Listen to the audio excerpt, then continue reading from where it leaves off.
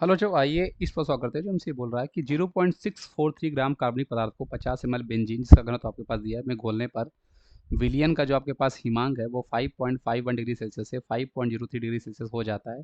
Benzene का KF आपके पास जो होता है हमारे पास कांस्टेंट वो आपका दिया है, तो पदार्थ का आणविक भार क्या होगा। जैसे जनरली बच्चों इस तरह के क्वेश्चंस आपके एग्जाम में बहुत पूछता है। कोलिगेटिव प्रॉपर्टी हमारे पास अणुसंख्या गुणधर्म जो होते हैं वहाँ से क्वेश्चंस हर साल बच्चों आने के चांसेस आपके एग्जाम में रहते हैं।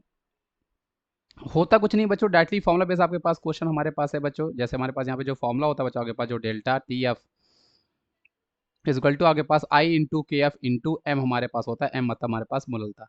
अब इस क्वेश्चन की अच्छी बात क्या है बच्चों, इस क्वेश्चन में आपके पास आई की वैल्यू हमारे पास 1 होने वाली है। क्यों? क्योंकि हमारे पास यहाँ पे जो है कार्बनिक पदार्थ दिया है। कार्बनिक पदार्थ जल्दी हमारे पास आयनाइज नहीं होते, उनके लिए हम आई जनरली 1 ले लेते हैं। और वैसे भी आई आपको कब निकालना होगा बच्चों, जब कभी भी क्वेश्चन में आपके पास अल्फा ये सब वैल्यू आपको दिख रही होगी। नहीं दिख रही होगी तो आपको इसमें बहुत ज़्यादा कंफ्यूज नहीं होना कि सर आई की वैल्यू मैं कैसे निकालूँ, समझ में आया ना। तो ये आपको सोचना है। अब यहाँ पे हमें पदार्थ का आणविक भार निकालना है। के एफ की वैल्यू दी है डेल्टा टी एफ। अब डेल्टा टी एफ क्या होता है बच्चों, ये आपके पास हिमांक में अवरमन होता है। जो हमारे पास क्या होता है बच्चों, जो भी आपके पास शुद्ध आपके पास विलायक होगा उसका जो आपके पास फ्रीजिंग पॉइंट होता है बच्चों, उसमें आप क्या पास करते हो, सोल्यूशन का फ्रीजिंग पॉइंट जो आपके पास होता है बच्चों उसको आप माइनस करते हो तो आता है। तो देखो हमारे पास विलियन का जो है, तो पहले हमारे पास 5.51 था, वहाँ से आपके पास वो 5.03 डिग्री सेल्सियस हो चुका है। जो आपको नया सोल्यूशन मिला हुआ है घोलने पर विलियन का हिमांक देखो उसने इतने से इतना हो गया आता है। I1 हो जाएगा, क्या केवल 5.12 आपके पास हमारे पास है बच्चों।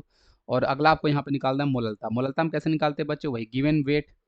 देखो मोललता क्या होता है मैं आपको यहाँ पे बता दूं, कई बच्चों को भूल गया होगा। तो देखो मोललता आपके पास क्या होता है बच्चों, ये आपके पास होता है वही वेट ऑफ सॉल्यूट, मतलब विलेय कितना आपके पास गिवन है, डिवाइड बाय हम लोग क्या करते हैं बच्चों मॉलिक्यूलर वेट ऑफ सॉल्यूट जो आपके पास हमारे पास क्वेश्चन में विलेय का जो अणुभार होता है, इनटू यहाँ पे बच्चों वेट ऑफ सॉल्वेंट करते हो ना, वेट ऑफ सॉल्वेंट करते हो। और जनरली ये केजी में करते हैं, अगर ग्राम में दिया होगा तो उसको आप चेंज करते हो। देखो आपको फ़ॉन्ट साइज नहीं दिखेगा बच्चों, तो मैं बोल रहा हूँ आप वर्ड को सुनना क्योंकि ये टॉपिक पढ़ा हुआ है, तो आई होप आप इसको क्लिक कर पा रहे होगे। तो यहाँ पर आपके पास बच्चों हमारे पास ये वेट ऑफ सॉल्वेंट आपके पास 0.643 है।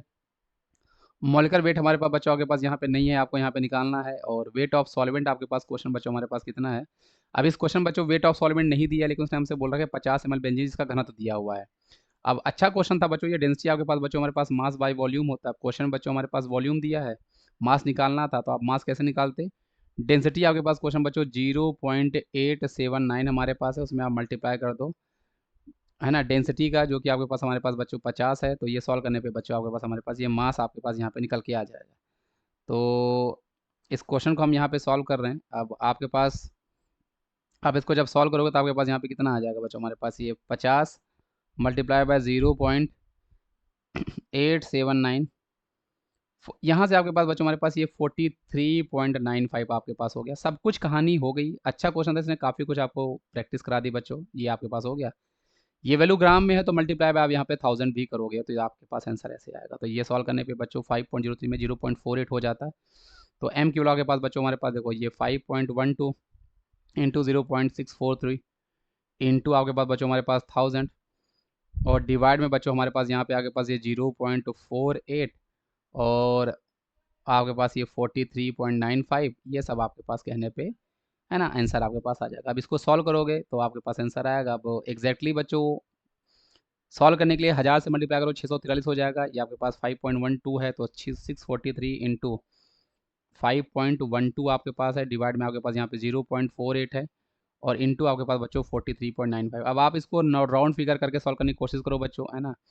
आप 5 8 40, तो ये ऑलमोस्ट आपके पास 8 टाइम्स हो जाएगा। 8 से इसको आप सॉल्व करोगे, इस तरह से आप सॉल्व कर करके बच्चों आप यहाँ पे आंसर निकालोगे। तो करके आप देखना बच्चों 643 को आप जब मल्टीप्लाई करोगे बच्चों 5.12 से, तो ये वैल्यू आपके पास हमारे पास जितनी आएगी सॉल्व करने पे, इसको हम लोग भाग करेंगे बच्चों, है ना, 0.48 मल्टीप्लाई बाय 43.95, तो 156 के आसपास बच्चों आपके पास आंसर आ रहा है, जो कि आपके पास हमारे पास ऑप्शन नंबर डी से बिल्कुल मैच कर रहा है। तो ये आपका सही जवाब हो जाएगा 156। आई होप आपको ये चीज़ समझ में होगी। पूरा का पूरा मैंने एक एक स्टेप आपको बताया, इवन फॉर्मूले भी मैंने आपको रिवाइज बताया। तो आपको ये समझ में, किसी बच्चों को कोई डाउट हो तो आप बिल्कुल पूछ सकते हो कमेंट में। Thank you.